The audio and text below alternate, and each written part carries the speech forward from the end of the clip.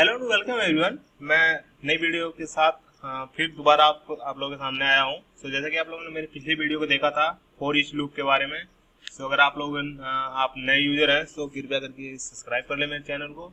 And अगर आपने मेरी वीडियो को नहीं देखा है पिछली वाली तो आप देख सकते हैं बेसिक अंडरस्टैंडिंग के लिए। उसमें मैंने फॉर लूप के बारे में बताया है, डिफरेंट वगैरह क्या है, मीन्स आप वहाँ जाए तो ज़्यादा बेटर होगा।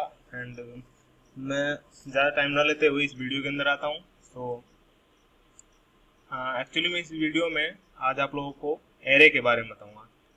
एरे क्या होता है, क्यों यूज होता है, कब यूज होता है एंड इसके फायदे क्या हैं, और इसका एग्जांपल भी दिखाऊंगा आप लोगों को अभी। बने रहिए मेरे साथ और इस वीडियो को पूरा देखने का प्रयास करें, क्योंकि पूरा देख लेंगे तो आप लोगों को बेसिक अंडरस्टैंडिंग हो जाएगी, बेटर अंडरस्टैंडिंग। ओके, सो पहले हम नोट पैड ओपन कर लेते हैं, क्योंकि इसको जानने के लिए हमें प्रैक्टिकल की जरूरत पड़ेगी। ओके फ्रेंड, सो जैसे कि आप लोग मेरा ये मैंने अभी कोडिंग लिखा है, ये देख रहे हैं आप लोग, डेमो क्लास मैंने बनाया हुआ है पहले की तरह ही। एंड एक्चुअली मैं एरे में आप लोगों को दो तरीके का बताऊंगा, एक वन डायमेंशनल एंड एक है टू डायमेंशनल। ठीक है, सो पहले हम बात कर लेते हैं एरे एक्चुअली होता क्या है। एरे फ्रेंड एक्चुअली में एक collection of similar data types, means जैसे कि हमारा एक वेरिएबल होता है, ठीक है।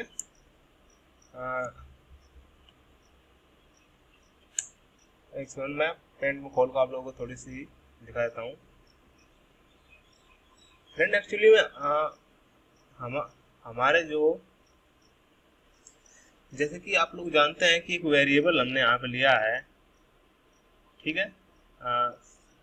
ये इंट मैंने ले लिया है, ठीक है। इंट अगर मैंने ले लिया एक वेरिएबल, सपोज कीजिए वी ले लिया, ठीक है। सो ये एक वेरिएबल क्या करेगा, ये ओनली एक वैल्यू को स्टोर करेगा, ठीक है फ्रेंड। सो अगर हमें कभी कभी ऐसी जरूरत पड़ती है कि हमें वेरिएबल का नेम एक ही होना चाहिए, ठीक है, और हमें जो वैल्यू है वो सिमिलर होनी चाहिए, लेकिन एक से ज़्यादा भी होनी चाहिए, ठीक है फ्रेंड।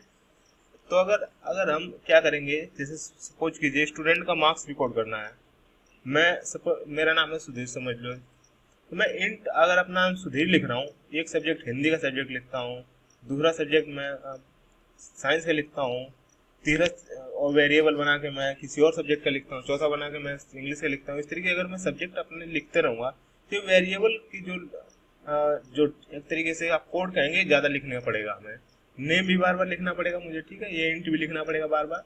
इन सब फैसिलिटी के लिए जब भी हमें जरूरत पड़ती है कि किसी एक पर्टिकुलर नेम के अंदर हम मल्टीपल वैल्यू को असाइन करना होता है, ठीक है, तब हमें इसकी जरूरत पड़ती है।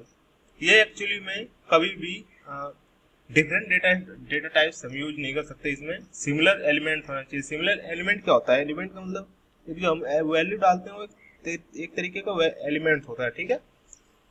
वेरिएबल अगर ये है ए वी है, ठीक है, इसमें अगर आपने एक डाल दिया है एक एलिमेंट होगा, ठीक है, और ये सिमिलर होना चाहिए। सिमिलर मीन्स अगर ये इंटीजर है तो इंटीजर होना चाहिए, स्ट्रिंग है तो स्ट्रिंग होना चाहिए, कैरेक्टर है तो कैरेक्टर होना चाहिए, ठीक है फ्रेंड। डेसिमल है डेसिमल होना चाहिए। ये नहीं कि अगर आप चाहते हैं कि हाँ मैं इंटीजर भी लिख दूँ, स्ट्रिंग भी लिख दूँ कोई, ठीक है, तो ये पॉसिबल नहीं है इसमें।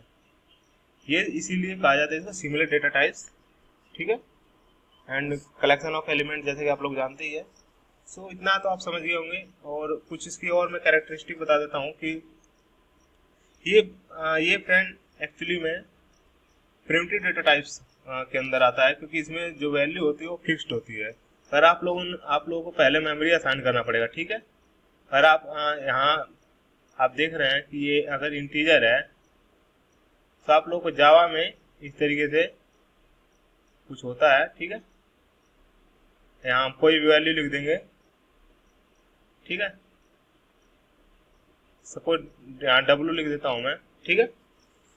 ये वेरिएबल का नेम हो गया। एंड यहाँ पे हमें क्या करना होगा, एक्चुअली में अगर आप लोगों को कोई भी एरे बनाना है तो पहले आप लोगों को साइज डिक्लेयर करना होता है, ठीक है। अगर आप साइज डिक्लेयर नहीं करते तो अगर आप डायरेक्टली इनिशियलाइज कर देते हैं यही वैल्यू को, ठीक है, अगर यहीं आप इनिशियलाइज कर देते हैं तो ये ऑटोमेटिक यहाँ जो भी आप वैल्यू लिखेंगे वो यहाँ ऑटोमेटिक साइज फिक्स हो जाएगी, ठीक है। अगर आप यहाँ ऐसे नहीं लिखते तो आपको क्या करना पड़ेगा, ये अगर आप सपोज ये इंटीजर है, ठीक है, ये चल नहीं रहा प्रॉपर, माउस अभी है, ठीक है, ये इंटीजर सपोज कीजिए ए, ठीक है।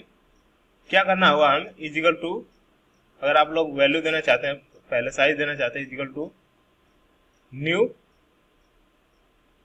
बस आप समझ जाइए, न्यू न्यू इंट, ओके। यहाँ न्यू इंट आप लोगों ने लिखा और यहाँ इसके अंदर आप लोग साइज दे सकते हैं, ठीक है, 2 3 जितने भी आप वैल्यू पसंद कर सकते हैं। नीचे इनपुट के द्वारा भी आप करा सकते हैं इसको, ठीक है।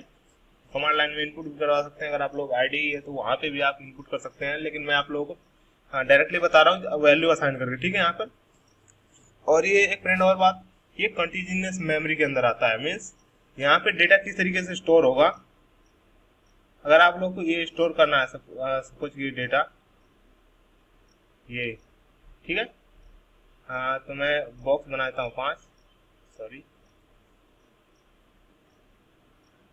ये अगर यहाँ मैंने सपोज कीजिए 5 मेमोरी, ठीक है, ये 5 मेमोरी है, यहाँ मैं कोई वैल्यू असाइन कर देता हूँ, ठीक है, यहाँ कोई और वैल्यू कर देता हूँ, यहाँ कोई और कर देता हूँ।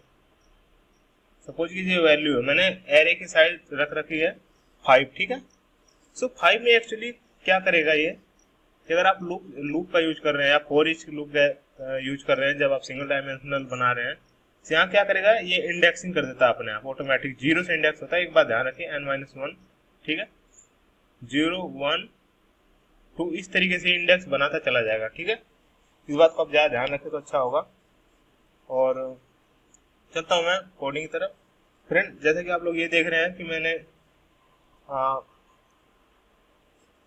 2 वीडियो बनाया, सॉरी, ये एक क्लास बनाया हुआ है, ये इनपुट लिया गया है इसमें, ठीक है।